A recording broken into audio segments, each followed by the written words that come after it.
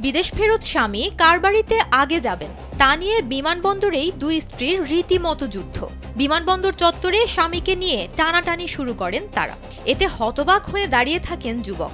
ইতোমধ্যে এ ঘটনার একটি ভিডিও সামাজিক যোগাযোগ মাধ্যমে ভাইরাল হয়েছে। সংবাদ মাধ্যমের প্রতিবেদন অনুযায়ী ওই যুবক সদ্য সৌদি আরব থেকে ফিরছিলেন। তিনি বিমানবন্দর থেকে বেরিয়ে আসার সাথে সাথেই শুরু হয় দুই স্ত্রীর লড়াই। তাকে নিয়ে টানাটানি শুরু করেন তারা। এক স্ত্রীকে বলতে শোনা যায়, ও আমার ঘরে যাবে। সঙ্গে সঙ্গে অন্যজন চিৎকার করে বলেন, না, স্বামী প্রথমে আমার বাড়ি যাবে।